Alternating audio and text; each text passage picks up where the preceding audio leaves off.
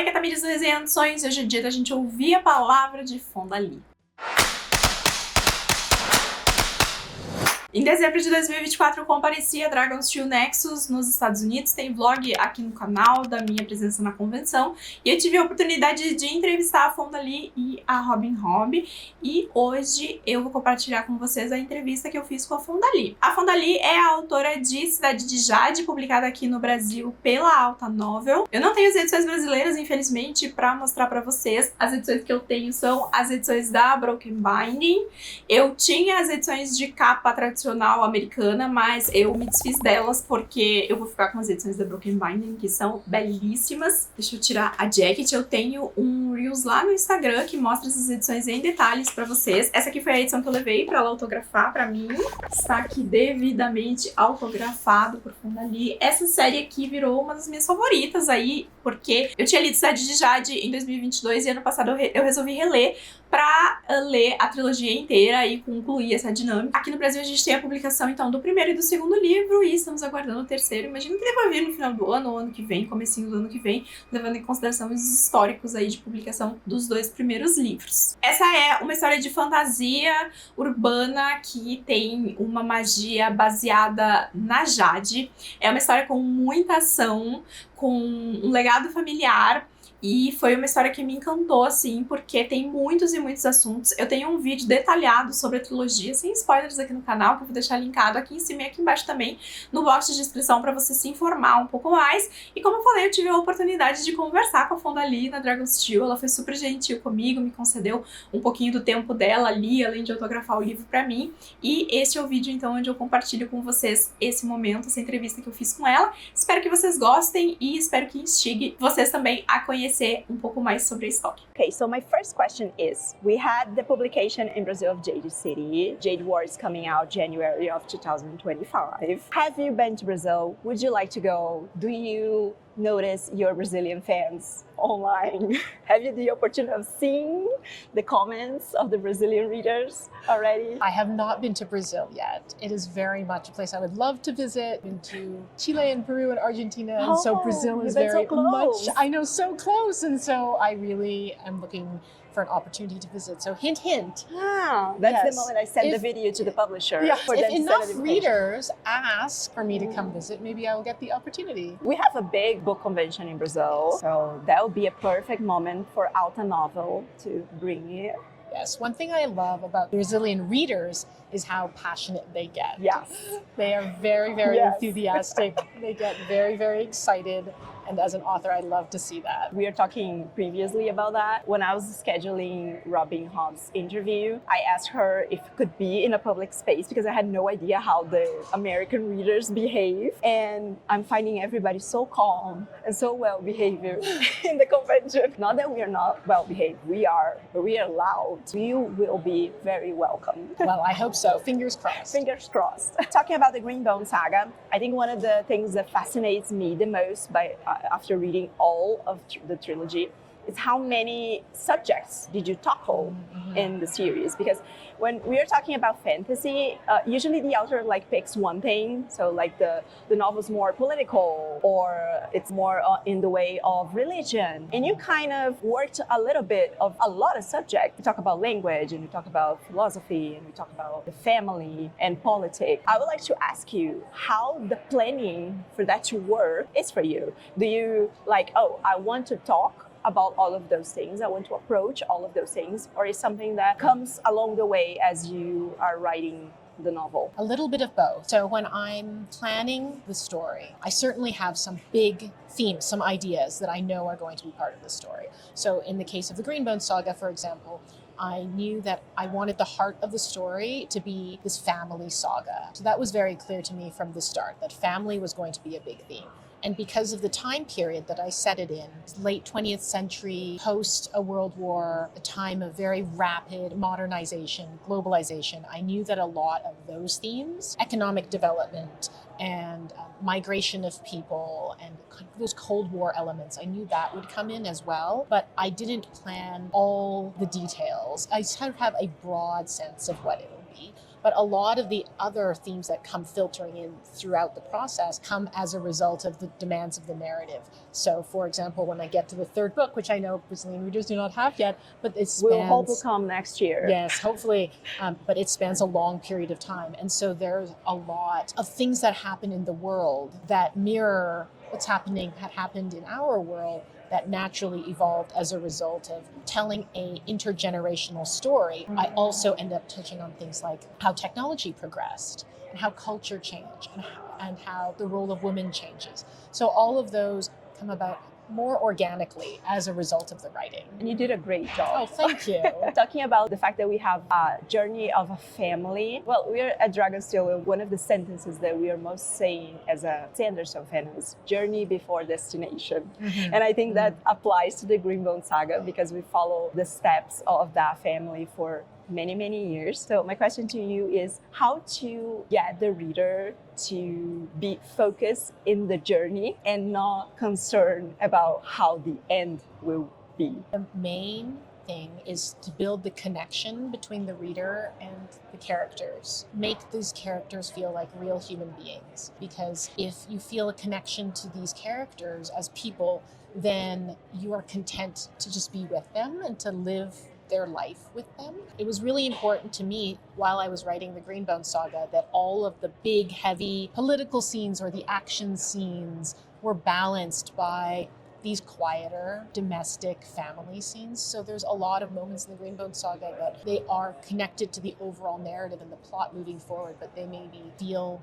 smaller, just a family dinner around the table or the children growing older. And those moments show the passage of time, but they also create a sense of being connected to the characters and seeing them live, really. We're with these characters for such a long amount of time. I almost felt like I was a family biographer and I was showing this family as they went through the years. I watched your spotlight moment when you talked with Dan Wells. I think was this panel where he asked you your favorite character and you said it was Hilo. Yes. My favorite character is Shay. Yes. And you said that she was the most difficult for you to write. But for Halo, I think the thing that gets me the most with him is that I feel like when I reached the end of Jade Legacy, I knew who he was. And at the same time, he kind of grew a lot during the books that sometimes I was still thinking about the Halo that I met in the first book. And then kind of surprised me with his actions because he had matured during the books. And I was still thinking about him as the character of the first book. Yes. So I know authors say that sometimes the character takes control. Was that the case for Hilo? He showed you where he wanted to go? I think so. I think actually that was the case for a lot of the characters. And more so in that I understood where they were going to end up. So when I write a story, I usually have the ending fairly clear in my mind. But how we get from the beginning to the end, that's the part that I have to figure out along the way. And in the case of each of these characters, I knew they would each have to develop in a way where you see them mature, you see them become more themselves, and their worldview changes, but there's still that core of them that is the same as it was on page 1 of Jade City. And that's how it is with real people, right? We change, we grow. It's not a linear progression. We don't learn a lesson and then we're perfect from there on in. Everyone has their fits and starts. They are also still fundamentally the same on who they were when they were born. There's still that kernel of who they are. So that's what I wanted to convey with each of the characters. I definitely felt like that Hilo in particular, because he's a very polarizing figure, that he had such a challenging journey for me as a writer to portray, because I was always kind of balancing, showing how he was evolving, but also how he was still fundamentally who he is, at the start. All of the characters, I think, took control at a certain point because they became very real people. I think once you spend 3 long novels with them, you just know these characters very, very well. After I finished Jade Legacy, I ended up writing a prequel novella and some short stories. Yeah, I read all of them. Just because I felt like going back in time to those earlier versions of them and spending a little bit more time. I think it's actually almost like a ritual of saying goodbye Yeah, to that those was what it was for characters, me. to read those stories and learn a little bit of how they were before and how some things happened. And then after every emotion that we have reading Jade Legacy is like a calming moment to actually say goodbye. Yeah, I have had a lot of readers tell me that, which is exactly what I was hoping Yeah, for. going a little bit out of order of my questions, but since we are talking about saying goodbye, did you say goodbye to this world, or it is something that maybe in the future you think of coming back to write a different story with different characters, tell something different? I've had people ask me this question quite a bit. I feel like I have told the story of the Call family. That was the story I meant to tell, and it's complete and it feels like it's done. I did not intend to return to the world, but I also never want to say never. So it would be one of those situations where it'd have to be the right other story with another set of characters for me to revisit it. But I also have all these other projects I want to do. So I don't know. And if it happens, it will be a lovely surprise for us because we're not going to be expecting. Right, yes. No expectations. No expectations. When I talk about the Greenbone saga in Brazil, I use 2 TV shows to describe the story. I would like to ask you if you could point in the direction of 1 or 2 movies and 1 or 2 TV shows that you think that can relate somehow with the Greenbone saga. Yeah. Just to see if you're gonna say one of the ones I usually say. Okay, all right. So the 3 that I've used before are Game of Thrones, Succession, and The Wire. So if you are someone who likes one of those 3 shows, there might be some overlap with your interests. Okay. I did a completely different approach. Okay, which I was used yours? Pink Blinders Yes. and Sons of Anarchy Oh, okay. with magic. You know, those are That's both my- very good. that's Those my are both description. very good. Of your story. Peaky Blinders is a good one, yeah. I love Peaky Blinders. And I haven't seen Sons of Anarchy, but now I feel like I should since Yeah. you recommended it. And if you had to describe the Greenbone saga with 3 words to make your Brazilian readers pick up the book, what 3 words would you use? I have called it The Godfather with Magic and Kung Fu, the one I've used the most. And it's not 3 words, but I'm cheating. The Yeah, Godfather yeah. with, oh, it's 4. Godfather, Magic, Kung Fu. I mean, that's sort of kind of. You have a new book being released in January. Yeah. It's called Rat of the Dragon, and it is with Shannon Lee. Tell us about how it was to write this story with Bruce Lee's daughter, and what can we expect from this book? This book was a complete surprise. I was writing a new science fiction novel, and I had planned my schedule for what my books were going to be. And then I got a phone call. Just like that. Essentially, yeah, my agent said Shannon Lee from Bruce Lee Enterprises would like to A talk to you. normal day in the life of Fonda Lee. Exactly. So of course I said yes, because how often does that happen? And I got on a call with Shannon and learned, to my surprise, that she's a fan of fantasy genre. She loves Lord of the Rings, and so she's had in her mind for a little while this idea of creating a fantasy story that is inspired by her father's life and films and philosophy, and she wanted to find a writer to partner with because she is herself not a novelist, obviously. So she had actually read some of my work and reached out to me, and when we talked, I felt like this was a project that just worked so well for me because, of course, Bruce Lee was a big inspiration for me as an Asian American, as a martial artist, as a storyteller. I grew up watching all his movies. Obviously, I have written lots of books with martial arts involved, and she had idea for kind of bringing some of his ideas into a fantasy world. She had written sort of an early outline, but she needed a lot more development of this idea. So we started working on it together, and we put together a proposal, and then we sold it to a publisher, and so here we are. So the first book, Breath of the Dragon, comes out in January, and there will be a duology. Oh, it's a duology. I like duologies. I do too. And I think they are in trend right now. Yes. I mean, I think they work nicely because there's no middle book. There's no sort of that like difficult You're gonna middle start book to and work you're gonna in. finish. Exactly. That's Yeah. not- both the Greenbone saga and this new book clearly have many martial art aspects. And I know you are a martial artist too. When did this become in your life? Something that you do since you were a child? It was something that I started doing in my early teens, I think about 12 or 13, and has just been more of a constant in my life. And I've trained in a few different styles. Started out in Shotokan karate. I did that for many years, got a black belt in that. Oh. Shaolin style kung fu, for over 10 years for black belt in that. I've done a smattering of other styles here and there. I'm sitting side by side with a very dangerous person. No, I'm very nice. That's what martial arts allows me to be nice, because I can take out all my stress in a controlled environment. And also it's a great balance to sitting in a chair and writing in front of a screen all day. Writing down is a more chill activity, Right. and then you go and do all your frustrations. So, Breath of the Dragon is a young adult fantasy, while the Greenbone Saga is an adult fantasy. Do you intend to keep flipping between the age range? Do you prefer to write for young audiences or for adult audiences? Right. So I started off writing young adult almost by accident. My debut novel was this book called Zero Boxer, and it was a book that fell right between adult and young adult, because it was a young teenage protagonist, but he was in a very adult situation because he was an athlete and was living independently.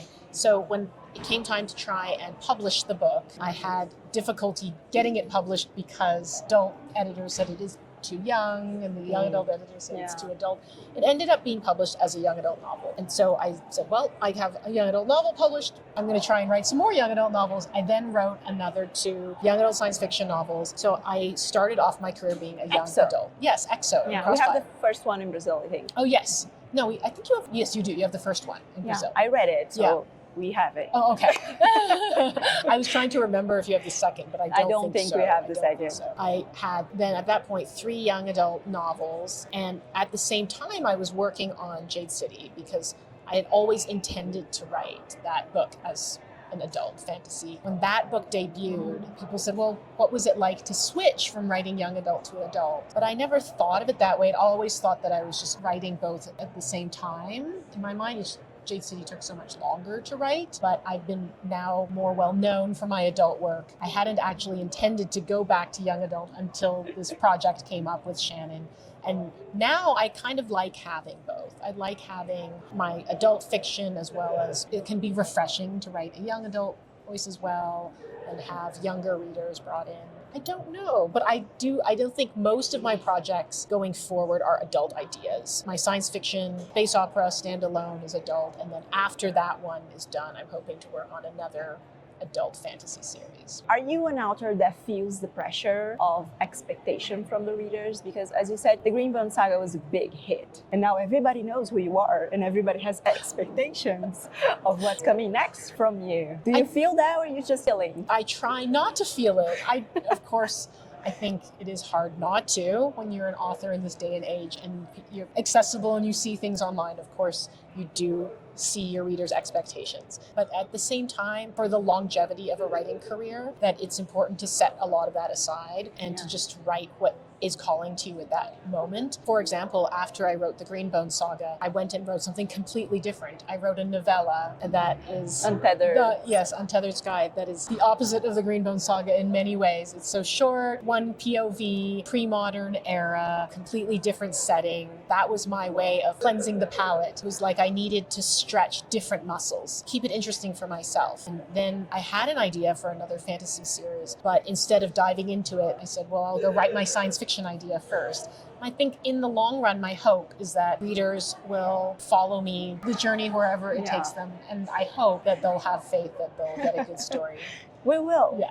We will. When you were talking to Dawn Wells at the beginning of this convention, you talked about writing diaspora because it was something that you haven't read yet or haven't seen portrayed as much as other subjects that are much more common in fantasy. I would like you to give us some tips of different books. They're not so well known, but it have subjects that resonate to you and that you can maybe give a shout out because I'm a heavy fantasy reader and I read a lot of books. They are the same book. And I'm always saying like, this didn't work for me because I already read this book in a better way. So I would like some indications from you of different books that can or cannot be as famous as Right. the big names we have. I will recommend a few. One is a novel called Blackwater Sister by Zen Cho, and it is modern fantasy. It's about a woman who is going back to her home in Malaysia, and she gets haunted by the ghost of her grandmother. And it's delightful. It's funny. It has a lot of these themes of diaspora culture. It's modern fantasy, but it's sort of a different twist on urban fantasy. And if you like some of those themes of diaspora culture, you'll really enjoy that one. I really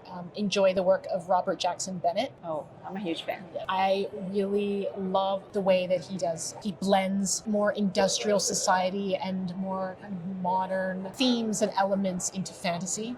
That's something that I love, of course, to do myself. And then, let's see, one other one. There's a book that is coming out. It's not out yet. That's the problem. It's coming out in the US next year. And it's called The Phoenix Pencil Company. It's Pencil Company. The Pencil Company. Oh, yes. that's And interesting. the magic is in pencils. Oh, And so the characters have the power to basically absorb what a pencil has recorded and then to spill it back out again. And so it's this really unique magic, but it's set in it's dual timeline set between the modern era and between wartime Shanghai. And it also has this modern setting, but a lot of themes of diaspora culture and whose story gets told and the importance of memory. So I think their fantasy is so much richer, broader than it used to be. Among people who are not familiar with the genre, there may still be this perception that it is elves and dwarves and orcs and the typical traditional fantasy setting. and we are But talking. there's so much more. I think when we are talking about translated fantasy, that gets even worse. Right. Because we have like a barrier, like if you don't read English and you are in Brazil, you only read what is translated. When the theme of the fantasy,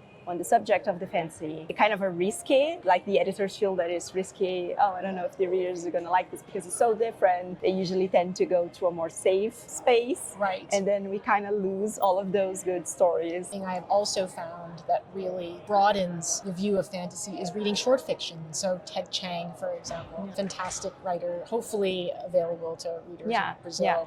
He is And these, translated. again, will change your perception of what a fantasy story can do. I recently started reading more Octavia Butler. Oh, amazing. And again, I think she's one of those authors who's among the greats, but is maybe not given as much attention. Yeah. Yeah. We had her being published in Brazil just a few years ago. Right. We had like almost everything at this point, but it took a long time for her to be translated there. So to finish this interview, I'd like Fonda Lee as a person and as an author, tell something about you, because I like to enjoy hearing you guys talk about your work, but I also like to learn something that is more personal. Right. So something that you like to do, maybe a food, what type of music do you listen? Yeah, so I actually am a big fan of volleyball because my son is a very avid volleyball player. By the way, Brazil is like top notch in volleyball. I really enjoy watching it. I'm often taking him to his games, and so both beach volleyball and indoor volleyball, I'm an